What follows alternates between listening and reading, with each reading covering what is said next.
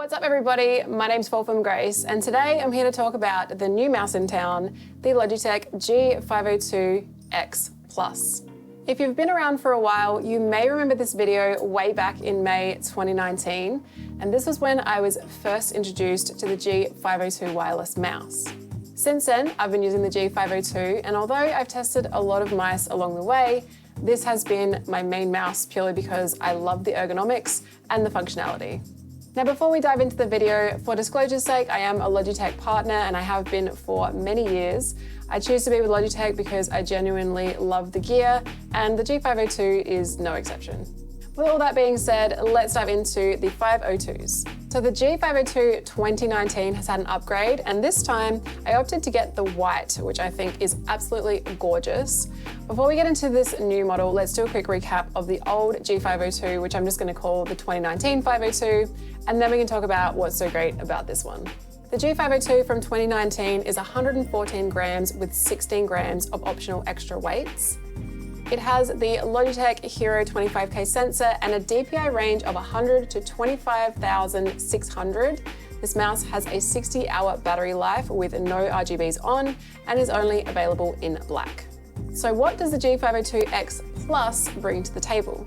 Firstly, it is 8 grams lighter at 106 grams, but does not include any of those additional weights. I think most people, myself included, are moving more towards the attitude of lighter equals better when it comes to their high-end gaming mouse. The G502X Plus has the Logitech Hero 25K sensor as well as the same DPI range, but it boasts 120 hours of battery life with constant motion with the RGBs switched off. This mouse is also available in black and also the beautiful white. But where the specs really start to diverge is the new Lightforce hybrid switches. So what the heck is a Lightforce hybrid switch? These switches are optical and mechanical, resulting in a faster, more precise outcome. Optical click detection leverages the speed of light to give players a virtually instantaneous reaction time. Optical also doesn't wear like a typical mechanical switch, so you'll get a longer life out of your new G502X. If you like the feel of a mechanical switch, as I mentioned, these are hybrid switches. They have that nice, responsive, mechanical feeling click that require very little pressure to actuate, which can be particularly important if you're running a high DPI.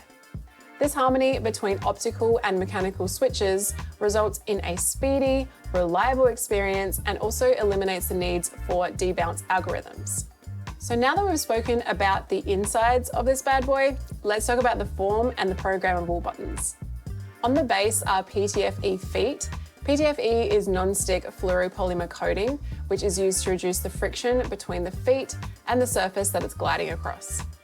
The new Aurora G705 also takes advantage of this surface, and I love how it glides over my desk mat. The scroll wheel has 2 settings, as with the old model, free-flowing and fixed. You can easily change the scroll modes with the mechanical switch just below the wheel. Personally for me, I will rarely ever change it from the fixed tactile scrolling, but the free-flowing wheel is really nice when you're browsing web pages.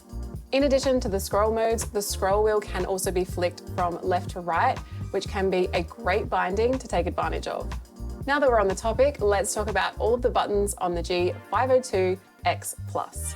As you can see here in G-Hub, there are 10 buttons from the top down that can be programmed and 3 on the left-hand side.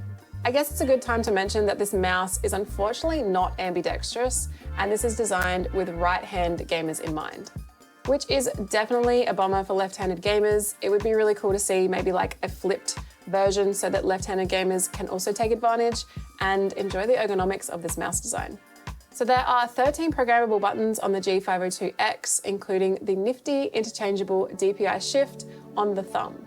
This can be rotated to be closer or further away from your thumb, or removed entirely. My go-to button assignment on the G502 is always melee on my rear thumb button, and then grenade or some kind of heal on my front, depending on which game I'm playing. I've just started playing Destiny 2, and the programmable buttons on this mouse have saved me from wasting my supercharge and better utilizing the finishing moves. In addition to being able to program your in-game actions, there is also Discord integration, Overwolf, and even OBS. A lot of this functionality comes from the Logitech G Hub software, which has gotten a lot better over the years, so it's definitely worth installing if you're going to be entering the Logitech ecosystem. Now, it wouldn't be a fall from grace tech video if we didn't talk about the RGBs. The G502X Plus is the top of the line when it comes to the new suite of the G502 mice. It is the only one out of the three that has LightSync RGB with an 8 LED array with active play detection. Active play detection automatically turns the lighting zone off when your hand covers the mouse, and this helps conserve your battery power. With G Hub installed, this is how you also customize your lighting zones, either with presets, freestyle, or fully custom animations. Depending on whether you have the lighting zones on or off, that will determine your battery life. It has a claimed 120 hours of constant motion with RGBs off and 37 hours with RGB on. After using it in my setup for a couple of weeks, as I was very fortunate to get this way before release, my G Hub gives me an average of 41 hours from a max charge, but I can't say that I've tested it from full to dead because generally speaking, I'll use it for a couple of days and then pop it on charge so that I don't have to worry about it dying midstream. Since Logitech came out with their Lightspeed technology, wireless really is just as good as wired options. The insanely responsive Hero sensor combined with the new Speed of Light, Lightforce hybrid switches, there is basically negligible latency, even when it comes to a fast-paced FPS game. And it's less cables on your desk. The G502X Plus is also claimed to be 68% faster than the previous generation, thanks to an updated protocol. It's hard for me to say beyond anecdotal evidence whether this is something that I can actually physically notice, but I will admit recently, since I started using the mouse, I've had some Apex games where I just feel like my aim is on point. But it could be a combination of things, as I have recently lowered my DPI thanks to the lesser weight of the 502X Plus, but again, it's hard to say. I know that USB ports can be a massive pain point for some people with PC gaming, so a little known fact with the newer Lightspeed gear from Logitech is you can actually connect two of the Lightspeed devices to a single dongle. So the new G502X Plus can actually be paired with gear like the G915 or the G715 on the same wireless dongle, saving those precious USB slots for other peripherals, cameras, or microphones. Overall, I am a huge fan of this updated version. I've been using the same G502 that you see in that video since 2019 without a single issue, and I look forward to using this updated version for the next couple of years. I absolutely love the white finish on this mouse. It pairs so nicely with the new 715 from the Aurora collection. This is the 705, which came with the Aurora collection as well. It's a little too small for my liking, so I definitely prefer this matched with the rest of my peripherals. The last thing that I wanted to mention is if you have a specific budget or you're wanting a wired option, there are 3 mice in this new 502 collection. So the G502X is the wired version. This has no RGBs and it is a wired option. The G502X Lightspeed is wireless but has no RGBs. And then the top of the line, which is what I talked about mostly today, is the G502X Plus, and this is the hero. This has all the bells and whistles. But that's going to wrap it up for today. I hope this video helped you out. I'd love to know what you think of the new 502X Plus down in the comments below.